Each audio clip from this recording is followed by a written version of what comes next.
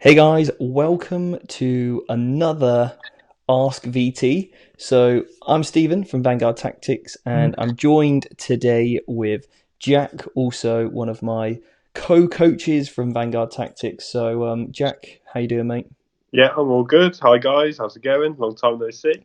So, for those who are maybe new to Vanguard Tactics, it's our mission to help you become a better 40k gamer, whether that's feeling more comfortable and confident at the tabletop, help you win more games, and really just get a really firm grasp knowledge around essentially the game of 40k that we love so much. As you know, the game of 40k is extremely advanced, extremely technical, and it's our goal really to kind of break that down, simplify it, to give you guys some really good advice so you can just get all of the fulfillment that you want out of your hobby. So if you are watching live, then thanks for coming on. It's great to see everyone. If you guys get any questions, you know where to put those comments. I'm currently streaming on Facebook, Twitch, and YouTube all at once, so I will be dipping in and out of all of those to answer your questions. But myself and Jack, we've got a show lined up for you today. We're going to be talking about the Marine Menace in a little bit more detail, but also this kind of the meta as it stands, with chapter approved on the horizon and also Psychic Awakening. So that's what we're going to be talking about, is basically the meta, how it's changed over the last 6 months, and our predictions on what we think is going to happen next. So, Jack, what have you been up to recently? So I've actually painted a second army, which Nice. is massive for me. I think for people that follow the channel, I've been using Tau for the last 18 months or so. So I actually ventured out and got a second army on the tabletop, which is Raven Guard. So I got 2,000 points ready, went to Element Games Grand Slam. That was about 3 weeks ago now.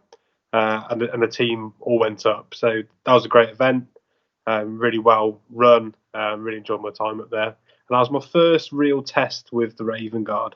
I think the week before we attended an RTT at Glasshammer Gaming, where I got 3 practice games in with the list.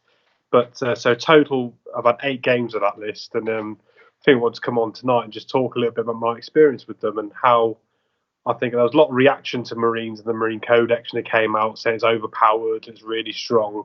But I can tell you can lose with it, and I think people are finding ways to beat it as well. It's a natural development of the game. There's been instances in the past where a codex has dropped and people react and say it is overpowered. So, examples: knights. When the knights came on, no one had the tools to deal with knights. 6 months later, everyone developed, well, not even 6 months, within the first couple of months, people developed their lists to then deal with knights. And then, and that's a prime example of big shifts in the meta. And I think Marines are exactly the same. Um, People just need to adapt and evolve different lists and different play styles. Yeah, definitely. And I think so I did a video the other day about how to beat Marines. And there's certainly some Marines lists out there that are stronger than others. And there now seems to be such a stigma around Marines that people are kind of even refusing to play against people that are using Marines, which we don't want. We don't want that in the community. We don't want that in the hobby. So there's definitely like power levels within the Marine codexes, within those builds as well. And obviously the top players are gonna, steer towards the most optimized, efficient lists, aren't they? And I think that's a big thing. Lots of, from I've been following the meta a bit closely over the last probably 18 months. Hmm. I think this is I've never seen so many top world class players jump to one codex so quickly. Yeah. When you see the stats, you go, yeah, they're great, but then there's lots of people that would go 5 and 5 with any codex within limits. Oh yeah. So that they are spiking the results. I think they are great. I think when you put the books, all the codexes out, I think Space Marines stand on top. But all the best players are getting on there and do very well with them. Yeah, and I think the big thing here, that I think the excitement is that for a lot of people, it is a Marines are good, Marines are playable. Everyone's got a closet Marine army, haven't they? Oh yeah. The models are incredible. People love the lore about it. There's a real like connection there. It's probably their first ever army. I know it was mine. Like the Black Templars were my first ever army. So there's a real connection there with the army. Okay, and then we open up a book that's then rewards you for being single faction. That gives you more power. It gives you more combination from these successor chapters. You get books to pick from. It's like being a kid in a candy shop, isn't it? You're like, oh, I'll have some M&Ms. I'll Yeah. have some jellies. Do you know what? I'll have some sugary laces in there as well. And that's probably a good point. Most people have a Marine army ready and waiting. Yeah. So the quickness of this has come onto everyone is because everyone had the models already in stock. Yeah. Just quick paint job and you're good to go. So that's probably why it's coming so hard and fast. Yeah. It's exactly what he said. Most people have a love for them. They've got the models. They're the entry-level army into the game. Yeah. Which most people started with.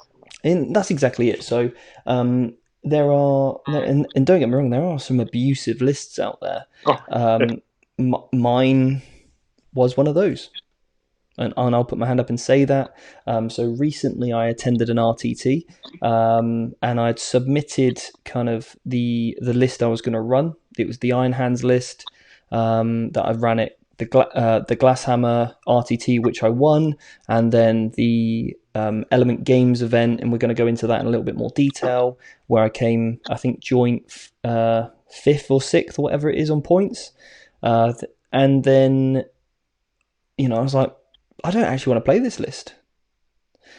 So I completely changed it. I took my own advice from what I spoke about on the call about or how to beat Marines.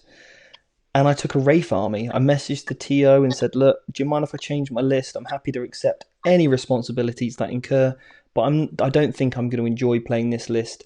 I don't think people will enjoy playing it as much as the list I want to bring. I changed my list and took the Wraith, the Eldar Wraith list. And, we can talk about how I got on it as well. But some good news as well with that one.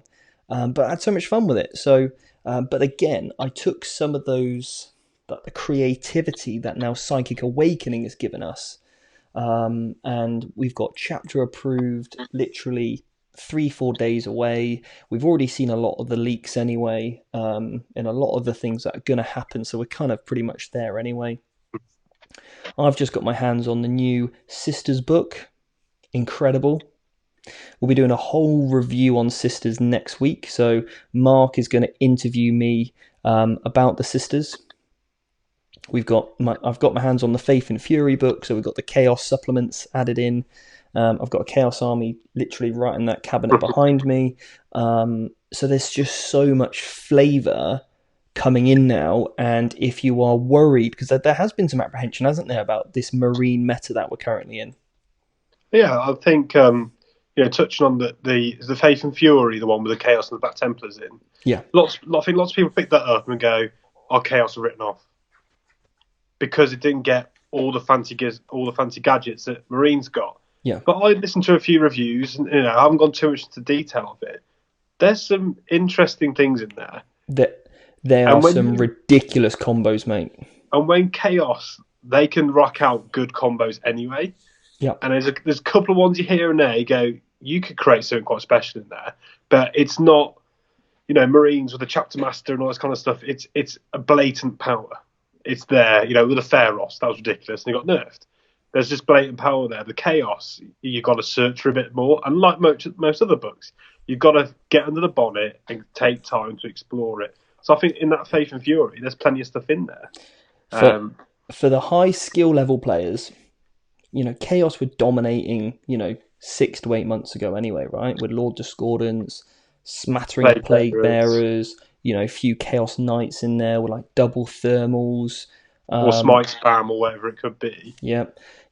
And with these changes from that book, I mean, there are things in there that is every codex's dream to have. So one of the abilities, fly over.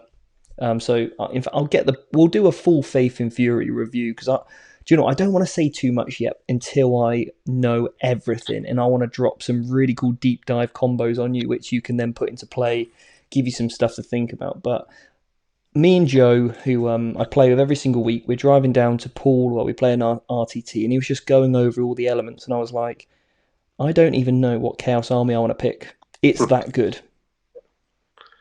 Just So, like an example that stood out to me is I don't know Chaos very well at all. I never played them, but I really like Warp Talons. yep. So there's guys with lightning claws, stuff like that. So their special rules, you can't overwatch them.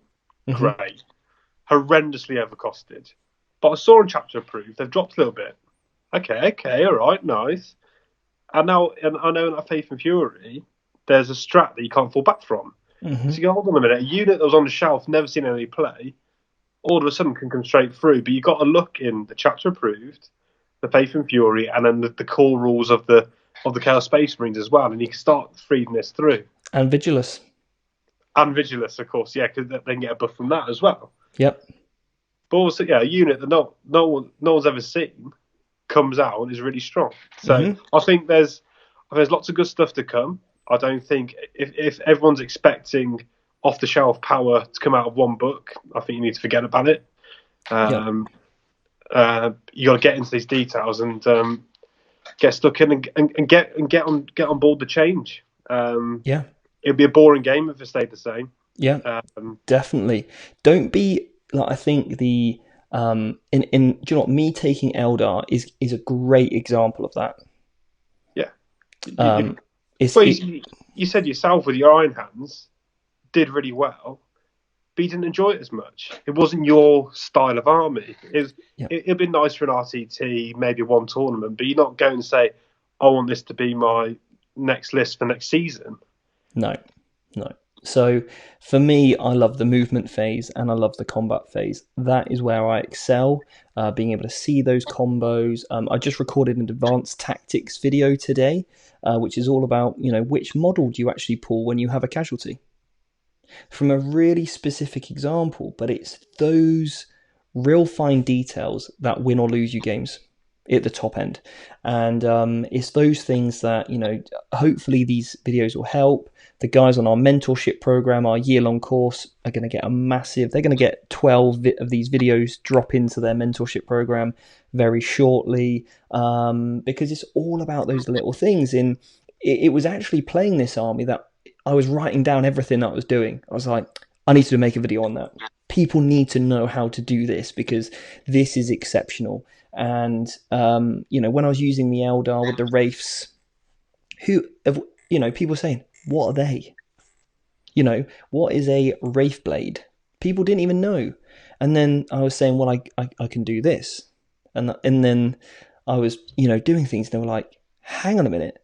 So how have you got them with a +3 to their charge? Or, some of the top players are like, how did you even get them across the board? And I'm like, well, I did this with them. I spent that stratagem on there, combined it with this combo, and it was all like all these little pieces coming together that just kind of absolutely smashed it. So I've been really looking into Eldar now. I've kind of fallen back. I'm kind of really torn. I've got Chaos pulling me. I've got Eldar pulling me now. And then I've got Sisters as well. So I've kind of, the thing is with the Sisters is that I'm going to put them under this new Codex syndrome, okay? Now, I don't mean that it's super powerful and it's a power creep or whatever. I mean that there is so much flavor, so many combinations. Like, there are playstyles in that book. And what is coming across with the Sisters, and like Marines is a great example of this. You could play almost any unit in that book in a different, based on a supplement. Mm-hmm. Based on your chapter, you can make almost any units work that you want. Brilliant. Yeah. And it feels like Sister's gone the similar path with a lot. I know lots of the stratagems are linked to units. Yeah. So you can actually build, if your favourite unit is Seraphim, you can start to build a whole thing around it. In previous codexes and stuff, there's lots of units that you never see. They just don't work. There's the one build, right? Yeah, exactly. Maybe two, but yeah. Yeah.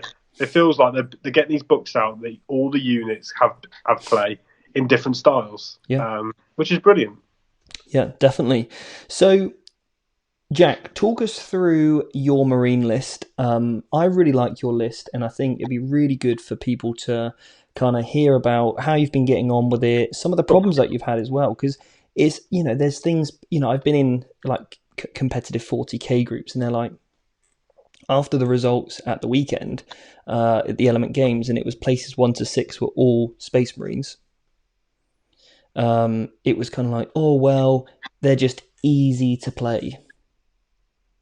No, it was No. the fact that the top players that would normally appear in the top 10 just happen to, like we said, navigate that way because they look for those efficiencies. If Marines were not on the table, 6, or let's say 6 of those, top 10 anyway, With the same names. Would it still be the same names anyway? Because they're always there, right? Yeah. Consistently. So anyway, talk us about kind of your list. Talk us through, give us a quick run through. So I was pure Raven Guard. Reason for that is I really like Shrike, as well as just really liking the model. I think for 130 points for Chapter Master ability plus other bits you've got, I think it's good value. Because I only had 10 CP across the army because I was a battalion, spearhead, and the vanguard. So I had Shrike in there. He was great. Smash Captain, who was my warlord, gave him the no Overwatch warlord trait and stacked on Imperium Sword on him. So +1 strength and attack on the charge and no Overwatch. Great. And strength 10 Thunderhammer. Yeah, and then every game actually I mastercrafted his hammer, so it's 4 damage hammer. Beast. He was great. Then had a Phobos captain, and then a Phobos lieutenant, and a chaplain with a jump pack. So those were my 5 HQs across the army. Then in my troops, I had 2 units of 10 intercessors with a rapid fire bolt rifles, 1 unit of scout snipers. Then in my elites, 2 Invictus war suits with the flamers, 6 assault centurions with hurricane bolters and flamers, 10 vanguard vets with 10 storm shields, 3 hammers, 2 power fists. Yep. And then 3 units of eliminators and heavy support. Cool. Yes, I think so. That was my lot. Really enjoyed playing with the list. I think it's really good. So I'll touch on. I'm going to concentrate on 3 games in this tournament. Okay. Is this the Element Games one you're talking about? Element Games, yeah. Grand Slam. Yeah, because you kind of had your training wheels in the Glasshammer, didn't you? Yeah, so I got my first run out playing with the strats and stuff like that, and I made some good notes on what the key strats I wanted to use. So the good thing about the RTT of Glasshammer is I know in most games all my CP needs going to either my Centurions or my Vanguard Vets. They're my killer units at the end of the day, and I get my best results when working with them. Yeah. So I'll go through first the game that I won comfortably. So it was against a Nurgle, what they call Nurgle, Death Guard and Chaos Knight. So he had a big knight, 2 armigers, 3 Plagueburst crawlers, and the fetid bloat drones. And I went first. So I had my Vanguard vets were on the board. Vanguard vets were in deep strike. I had my Centurions on the board. Picked them up, redeployed them, then moved them. So you pick them up, redeploy 9 inches away from his deployment zone.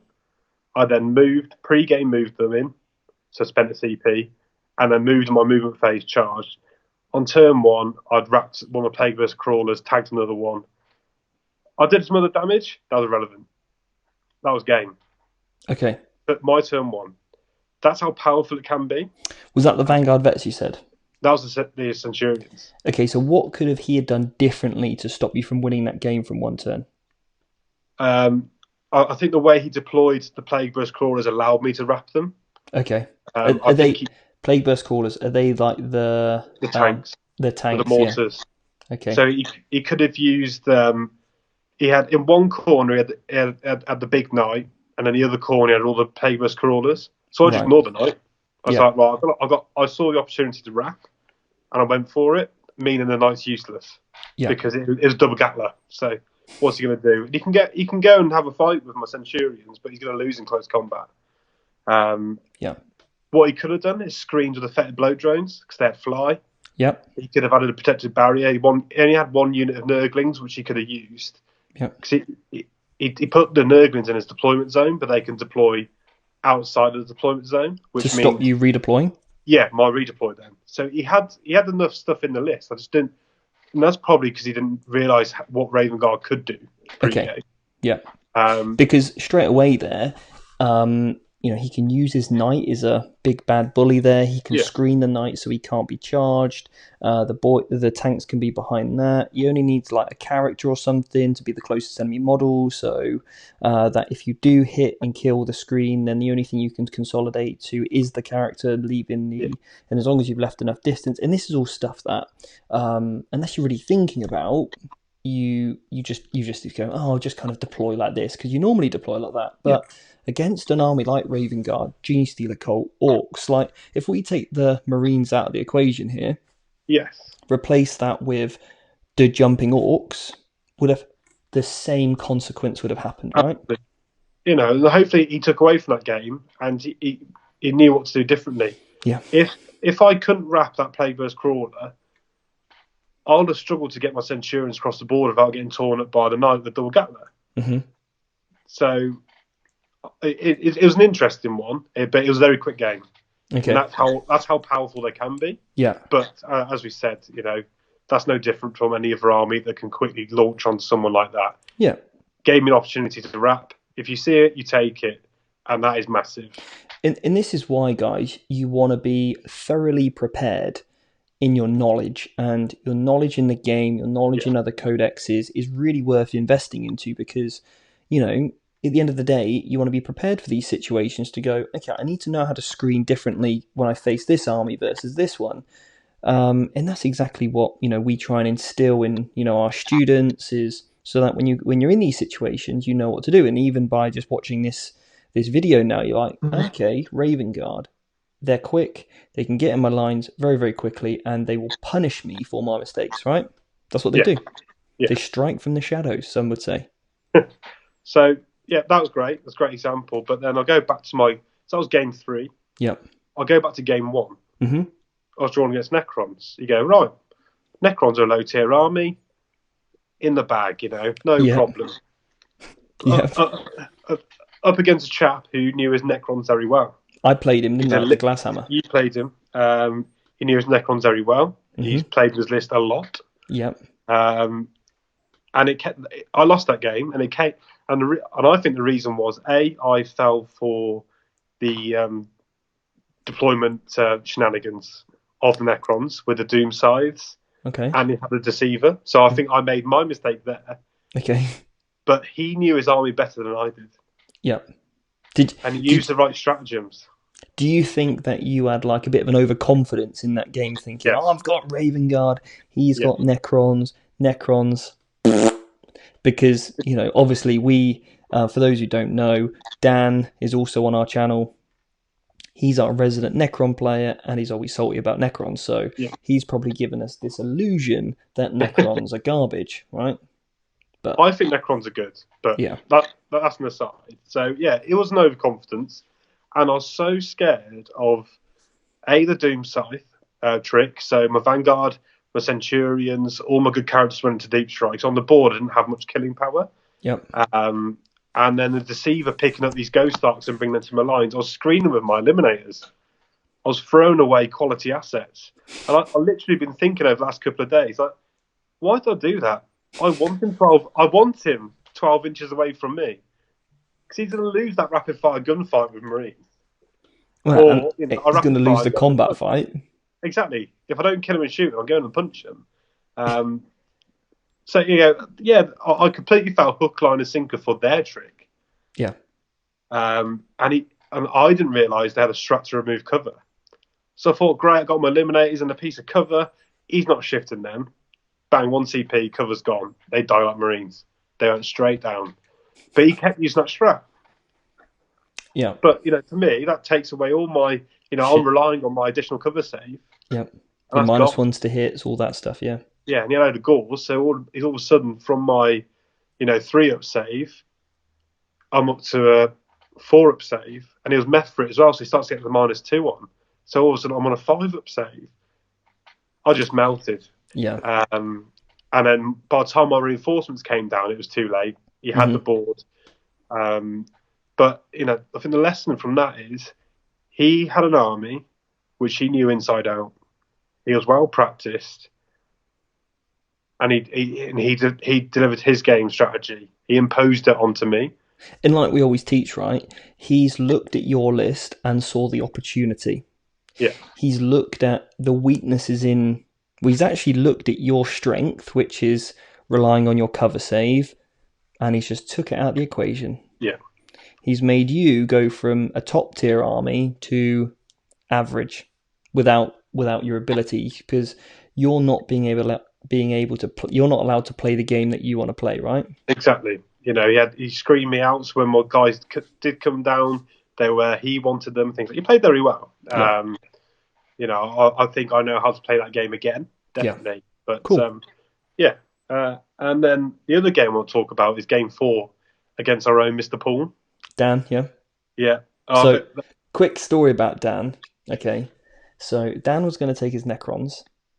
He then... Now, bear in mind, he played Imperium Soup, didn't he, at the LGT, and hated running around with 200 guardsmen or whatever it was. So he's like, right, I don't want to play guard. He wasn't going to take his Necrons. So he's like, Steve, what have you got? And I was like, I got a few knights. You could run knights. So we had a little guard. We had an AdMech battalion guard, and I got smash captains. And at yours the night before, I was just painting off the Qatari, isn't it? Exactly, the Rangers. Anyway, so in the morning, Dan comes to yours. I'm staying at yours, aren't I? Ben's also staying at yours. So me, Ben, and Dan, we're all all going up together. Dan gets to you at 6 a.m. You say to me, "Oh, what's this bag here?" And I was like, "Oh, that's Dan's." And Dan's joking, "I'm just borrowing armies, you know."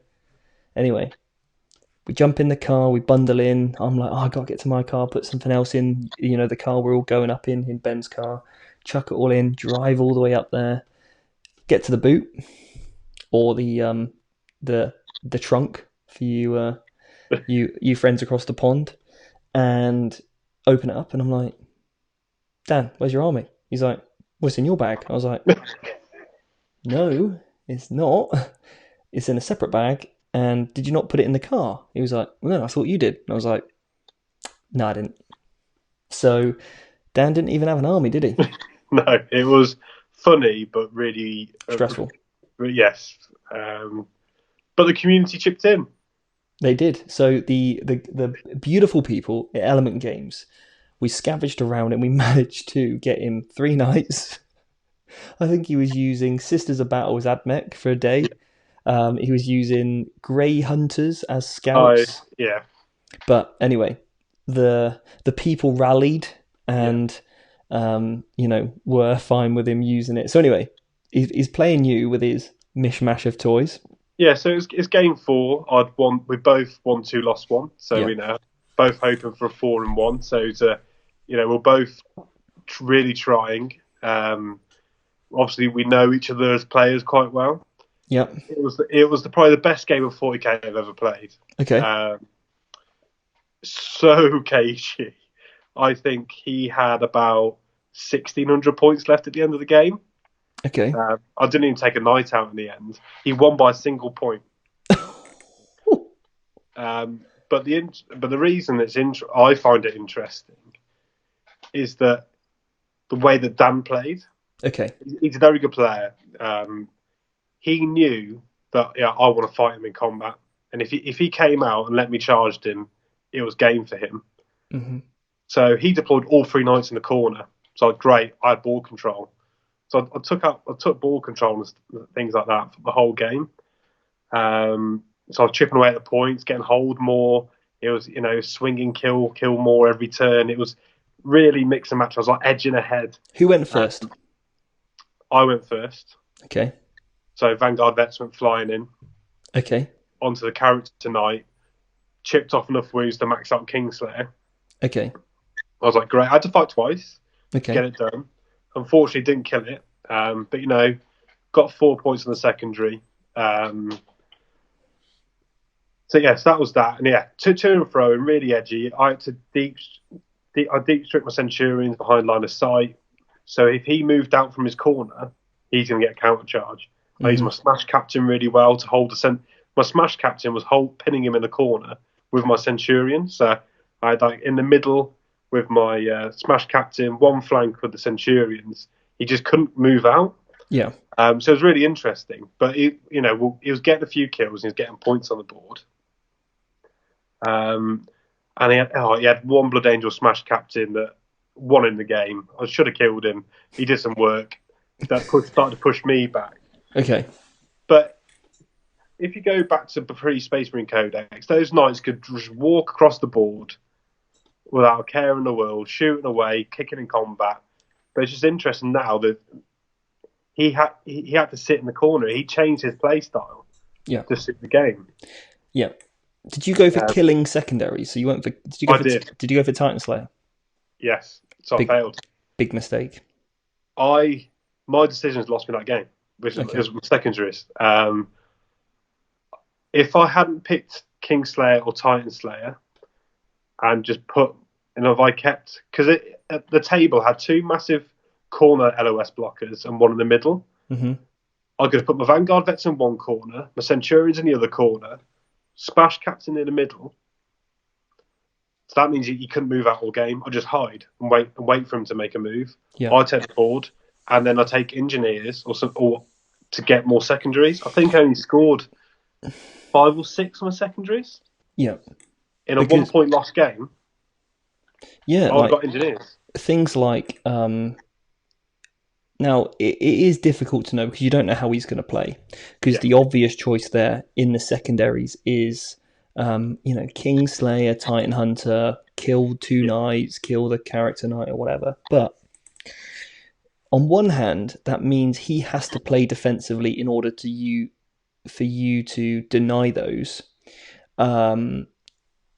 However, if you anticipate the fact that he knows, and this is where the game really gets good, if you know that he's a good player, and as a good player, he's going to go, don't really want to enter in a fight with these boys, these Raven chaps.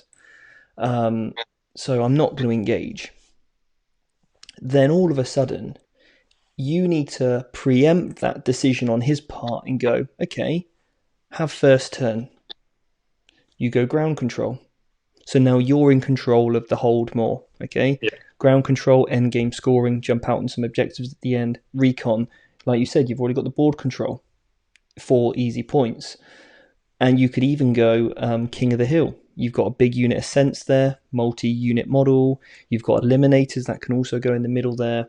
And by going second every single time, you're able to push those models into that center. He doesn't want to come anywhere near you, and you get 12 big secondaries. You don't even need to kill a single thing. Exactly. In that matchup, I was bullying him into a corner. Mm-hmm. So if I picked the appropriate secondaries to go with that strategy, I'd win the game. I'd max out my secondaries instead of getting 6 or whatever it was. Mm-hmm. I did take ground control, but went first. So I was lucky to score what I did because it took some fluky rolling on his last shooting phase just to get the 2 that I did. Yeah. But it was a really interesting game. And I think that shows an evolution of a player adapting to the meta scenario in front of them. Yeah. Nice. Cool. No, good roundup, mate. Good roundup. And you ended up coming... Where did you come in that one?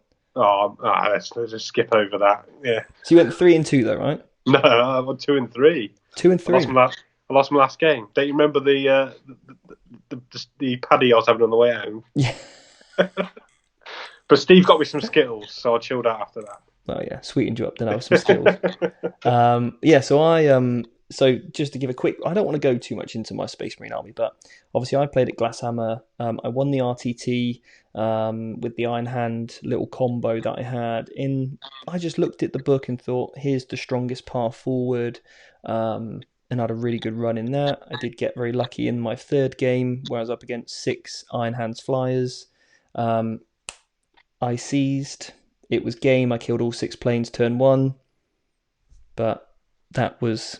I did well on my target priority, using all my shots to I still played it well.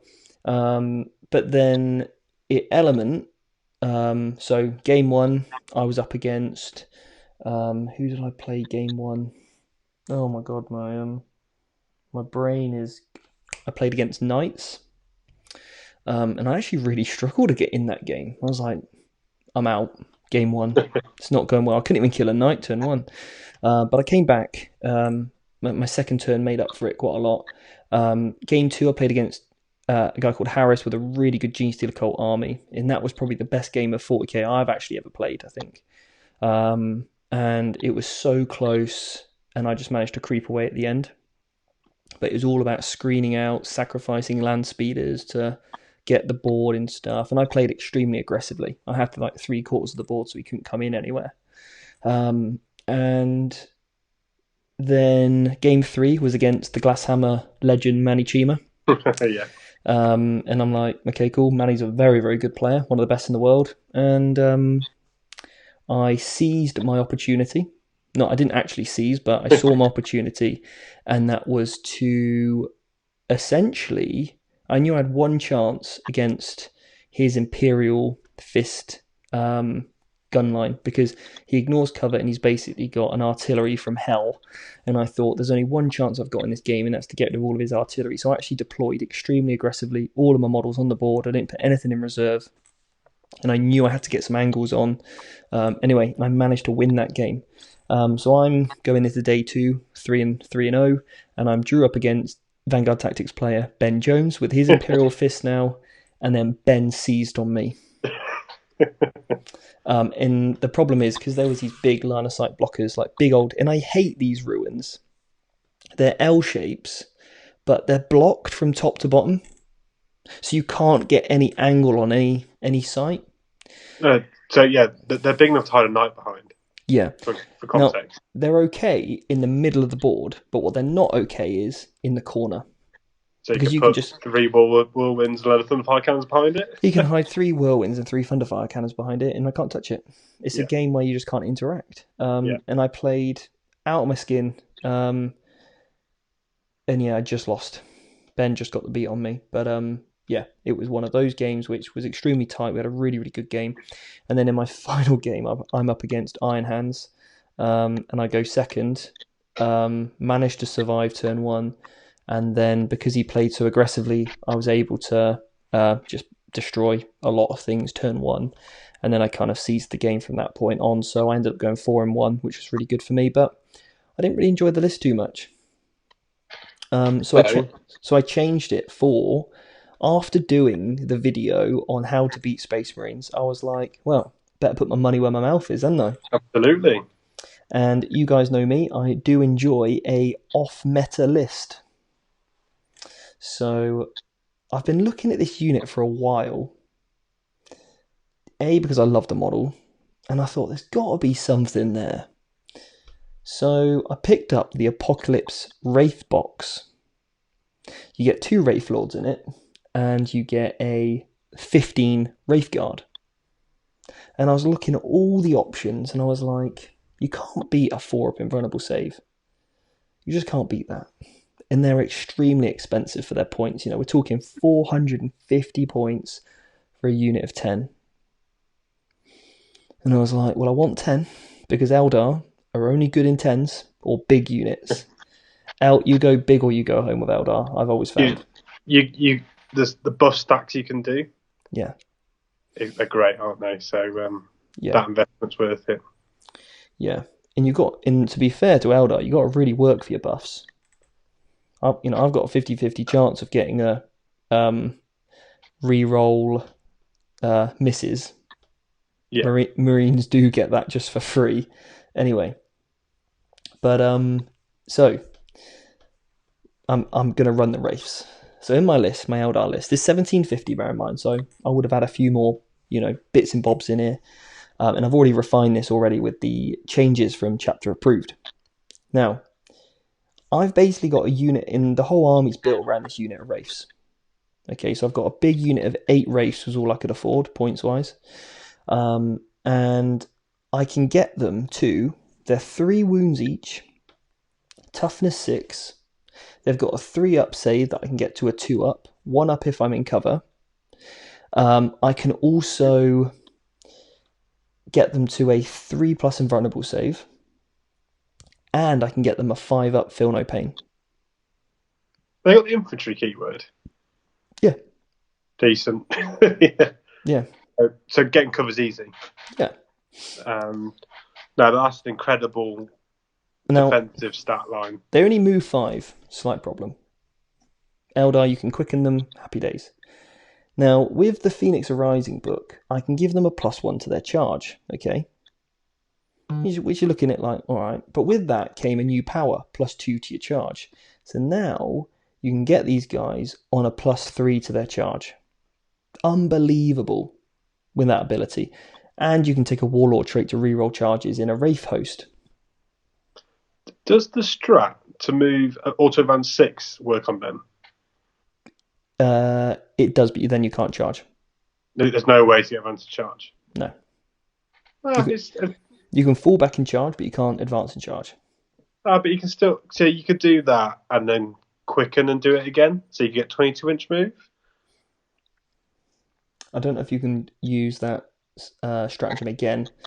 Because it's psychic phase. Yeah, but yeah, there's ways to get them moving quick. Yeah. Okay. Yeah. So anyway, this unit had one job against Marines. Now they're strength 7, -3, D3 damage. Now they only get 2 attacks each, 3 attacks if they charge, 4 attacks each if I spend 1 CP on the unit for the turn. Okay.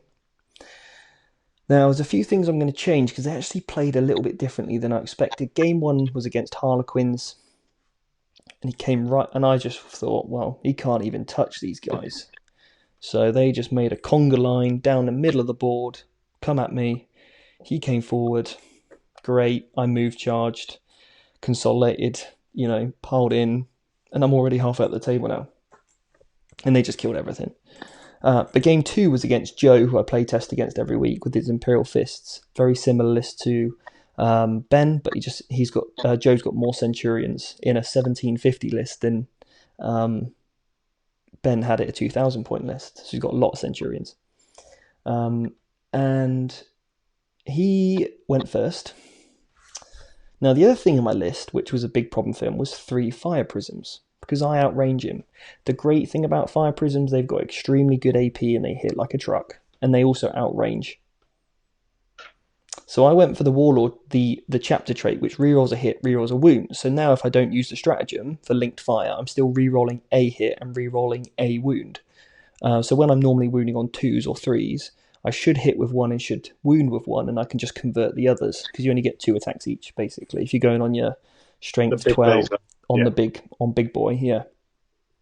So terrain wasn't too bad, and it was corner to corner, so I could basically put a lot of it out of line of sight, and he needed to use his whirlwinds and his indirect fire, because he gets extra bonuses against vehicles to kill my, he wants to take linked fire out of the game, right? He wants to not get hit by 3 Fire Prisms. So he tried to and he did kill one of my Fire Prisms off. But, which meant he didn't touch my Wraith Guard. And I knew that, I had a feeling that he wouldn't do it, and if he did, I could still quicken them.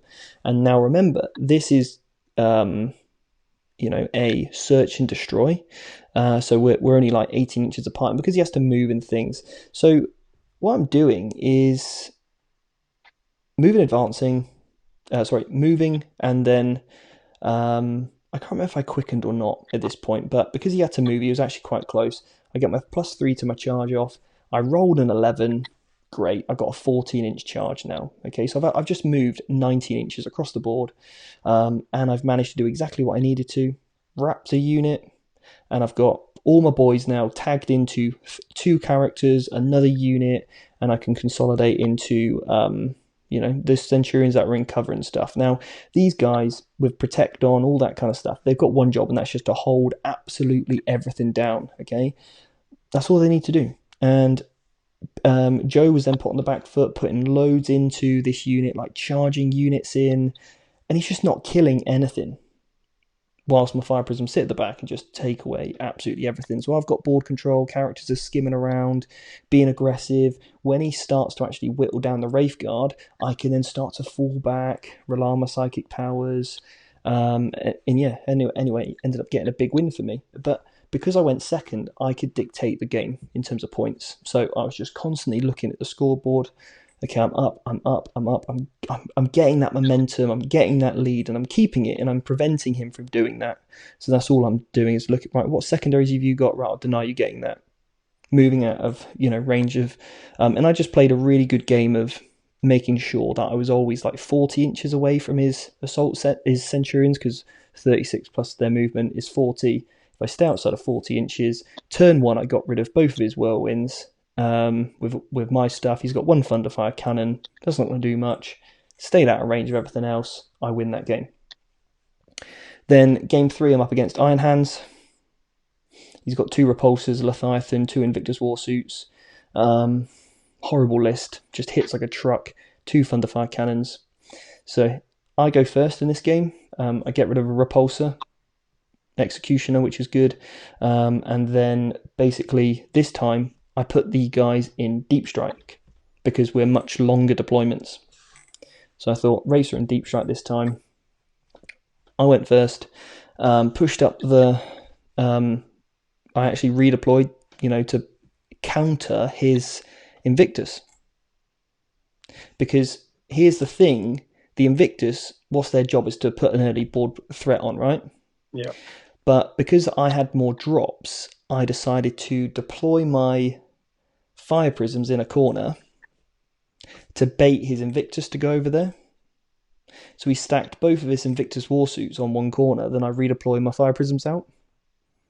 So then his Invictus Warsuits are just, I don't need to worry about them. Yeah. So again, it's all about knowing what your opponent's trying to do with their units. And it was because it was like the alternating deployments. There was a lot of tactical elements to that. So anyway, yeah, redeploy, putting the Wraith Guard up, the Wraith Lords in my list up is just a bit of a threat there to put a bit of pressure on, hiding them, moving them out, moving them forward, taking some pot shots, not really achieving much. Plane though, flew over to kill a Tech Marine, couldn't even do it with 2 Bry Lancers, a Pulse Laser, which was slightly unfortunate. But then turn 2, so I've killed a Repulsor at this point. His Leviathan, again, just using the best way to the best way to deal with a Leviathan is just stay out of range, isn't it? They can only move 8, yeah, and they're only shooting 24. So if you stay out of 32 inches, is that right? 32? Yeah, that's right, yeah. Stay outside of, all the time, telling my intention. I'm outside of I'm 33 inches away, okay? 33 inches away, okay? 33. Do you understand? Like, yep, cool, got it. So there's you can't interact. So anyway, turn 2 comes, get all my powers off that I need to, use CP rerolls and all that good stuff, get my +3 charge on, and get a quality little wrap going on his Leviathan. Shut this bad boy down now. Yeah. So the Wraith Guard have done their job now. And then I've just got characters scooting about, giving them the support that they need.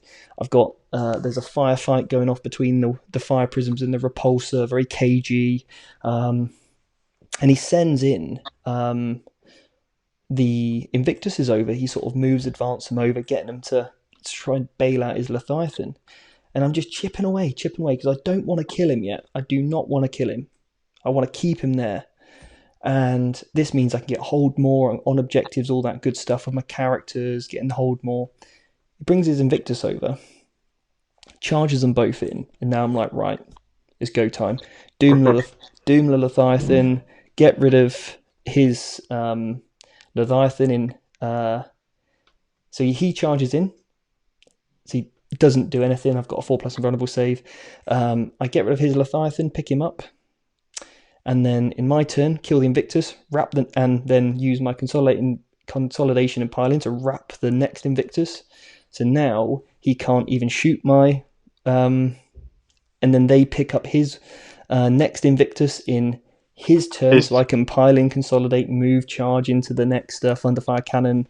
In these, Wraith Guard just were the money. But they were just a unit that I played really, really well, and I was expecting to lose every game with this list, but yeah, went 3-0, came third, and yeah, just really, really pleased with the results, especially having such hard matchups as well.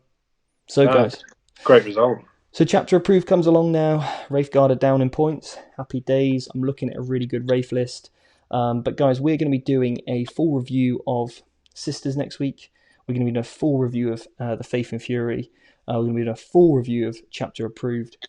So lots more to come, guys, off us over the next couple of weeks. But just know, hopefully this live is giving you some inspiration as to ways you can play around Marines. To know it's all not doom and gloom. Keep spirits up in our darkest hour of Marines dominating at the moment, but it's not for long, I don't think. So what's next for you, Jack? What are you looking at next? So based on the Blood Angel preview, that's the next Psychic Awakening. Yeah. They're getting Doctrines. They've buffed the Black Rage. They look really good. It's got me getting my Dark Angels back out. Yeah. So my hope is, and they also announced the next 3 Psychic Awakening books following that, and Dark Angels is rumored to be in there as well. So you know what, I've got some models that I need to finish off. So I've got a Dark Shroud finished, got 3 more Black Knights ready, I got Talon Master ready. So just starting to look at the Dark Angels again and see what models I've got, do a bit of stock take, and nice. Hopefully in readiness for Psychic Awakening, and they get good buff. Also keeping an eye on the Tau drops in Chapter Approved. Yeah. Because there might be some units there that we haven't seen on the table that might get a bit of play now. Ghost Kills have a decent drop. So I need to see once the book comes out and calculate it properly what a different alternative build could be. I don't think the missile sides are the one now, with so much stuff that can get across the board quickly. To invest 450 odd points, wherever it is, in one unit that gets tagged and it's game over. Yeah. Change that game style up. Maybe have 3 Ghost Kills instead. Yeah. Well, they're good against Marines. Yeah. So I think there's lots of stuff to have a think about my current armies and build the list and stuff. I know I'm pretty sure the direction of travel from a Raven Guard and what units I want to add in. Just need to play test it. Yep. I'm psyched at the moment. I think lots of good stuff's coming. With change comes opportunity. Yeah, definitely. I agree completely. So, well, guys, it's been. Hopefully, you enjoyed this little live of our expectations going forward and kind of what we're excited about with Chapter Approved and things. So I'll just quickly whiz through the comments. So if you do have any questions for me or Jack, please pop it in the comment section now, and I'll whiz through both YouTube and also Facebook. And then I need to learn how to use Twitch as well. So if you guys are watching there, I can sort of answer your guys' questions. Somebody saying a lot of the local players are complaining about the Space Marines compared to the Chaos, but honestly, Chaos are going to come back for those tricksters. Yeah. And when I go over the buffs next week, you'll kind of realise, I think, some of their play that they've got. Chapter Approved 19 definitely going to impact the Gene Stealer cult meta. The popular Aberrant build went up 60 points. Oh. Well, I haven't seen too much of the Gene Stealer cult release stuff, so I'll hold any review on that just yet until I kind of see some more. Question: will the new Chapter Approved, the Shining Spears and Dark Reapers get the ladder to tier 1 again? So Shining Spears and Dark Reapers have come down in price back to their pre-Yanari price. They're good. Are they top tier? Eldar can be in the right hands. I think Spears could be. Yeah. I think Reaper's no chance. I think with Thunderfire Cannon alone, lots of LOS lock-in stuff. Yeah. The whole play was Fire and Fade behind a ruin. Yeah. And if you could chip them out, I don't see them. But I could definitely see Spears coming back.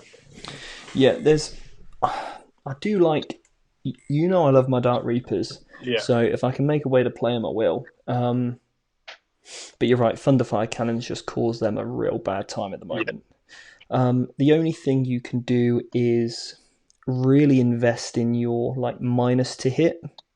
So that's one, you can keep them in a Wave Serpent for turn 1. You can put them in Deep Strike for turn 1.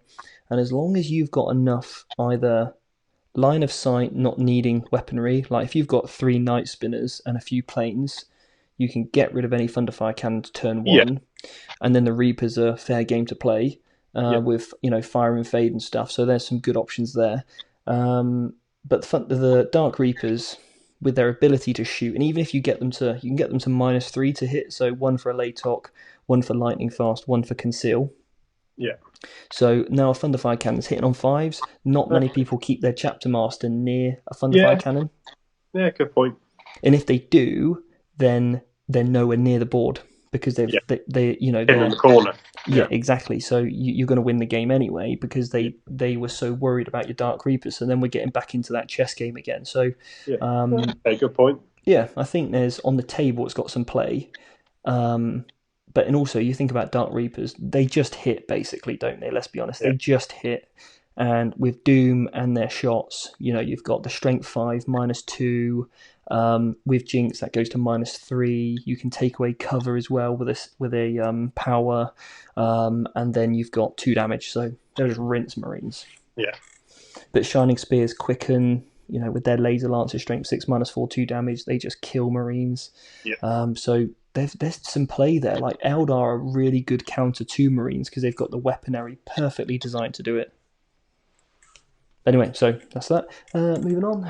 Sorry, I'm getting into my Eldar shenanigans. Harlequins still need help, but anyway, even with the chapter approved drops, they still need more. I couldn't believe their weapons didn't go down. Hi guys, sorry to veer off topic. New to space to 40k, so apology in advance. Just bought rulebook, Space Marine, and Space Wolves along with Orc Codex. Do I need and should I get chapter approved? Absolutely. If you're new to 40k, you're going to need chapter approved every single time it comes out. It just updates all of the points costs, okay? And it's got new missions and stuff like that in there as well.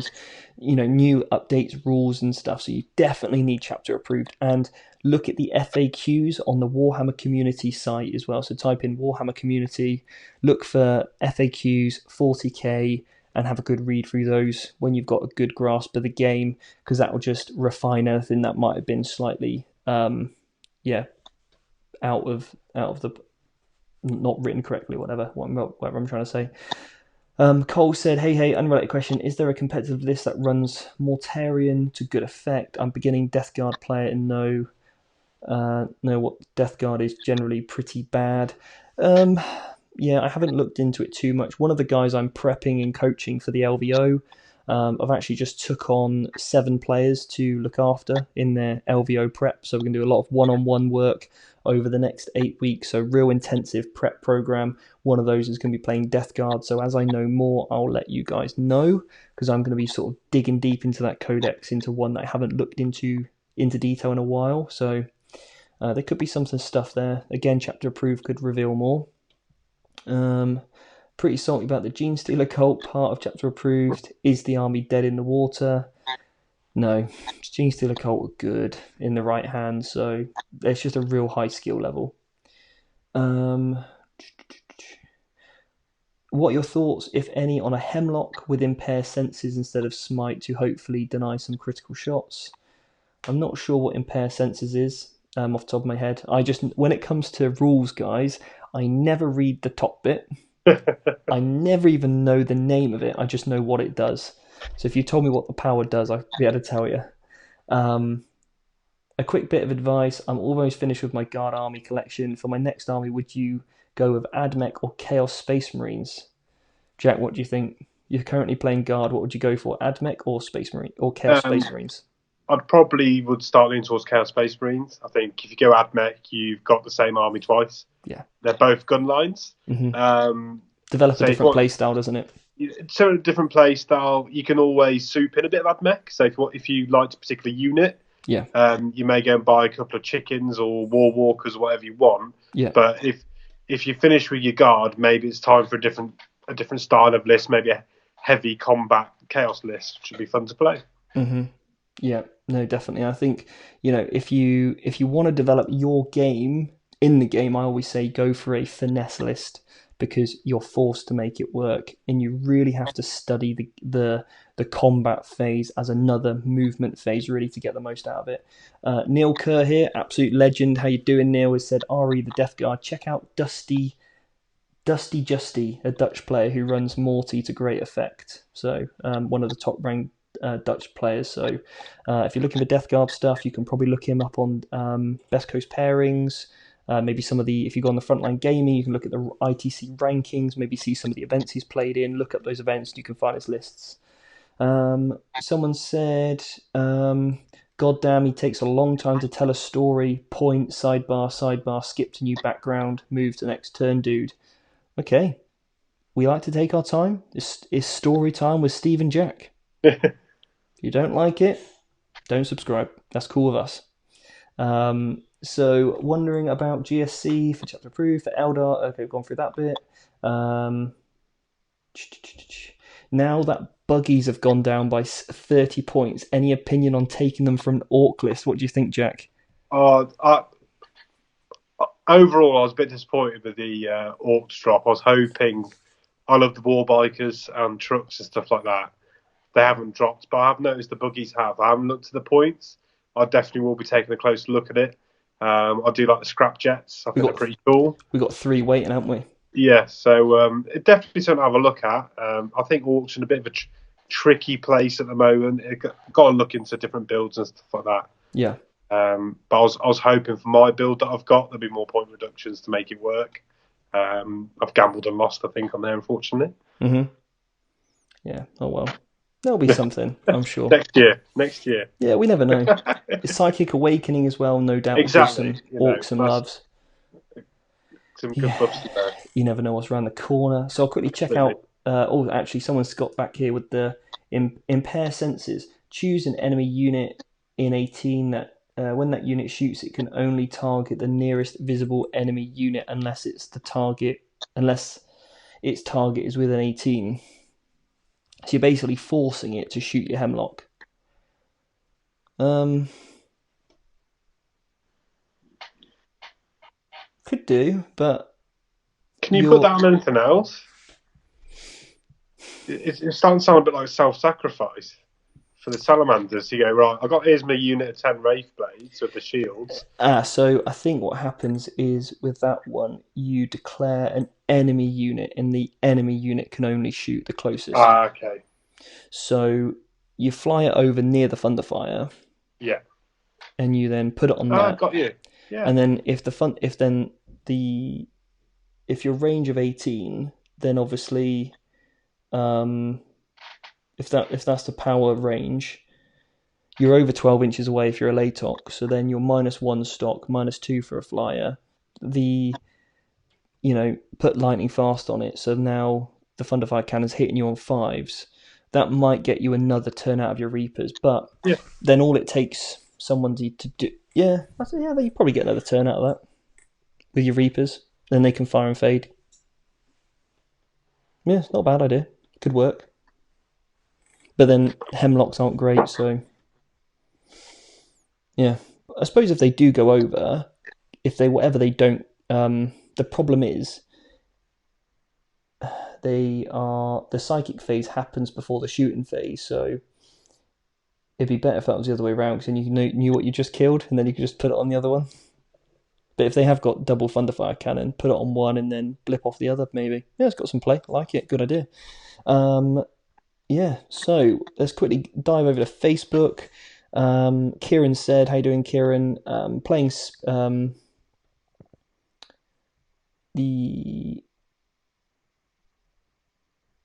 where is it? I can't see the comments now. They've disappeared. So, guys, sorry if I've just missed I think Brian and Kieran are having a little chat with themselves. Amy waves hello. So, anyway, I'll catch up with you guys in our mentorship group anyway, if you guys have got any questions, and we'll leave that there. So, guys, I hope you enjoyed this. We'll be back with another review of some of the Chaos stuff, hopefully next week. And definitely Sisters next week. Me and you, Jack, we're meeting up soon, aren't we? We can get some games in. Yeah.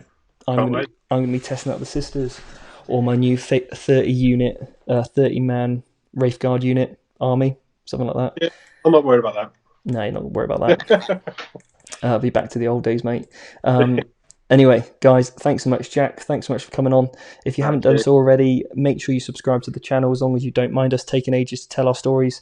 And also, if you haven't done so already, go and check out our free course that we've got over on our website. It's a 5-part free series to help you become better at 40k. So all you need to do is check out www.vanguardtactics.com and sign up for the The masterclass, it says ITC masterclass, sign up there. The link is also should be below, hopefully, or check out some of our other videos. The link's always there. And if you sign up for that, you also get my emails, and then every week I will email out some general advice, things I've learned, top little tips and things. And I'm also emailing out my list tomorrow with how a little bit more things I learned over the course of the weekend when I was playing. So anyway, guys, we'll leave that there, and we'll see you all soon. See you later.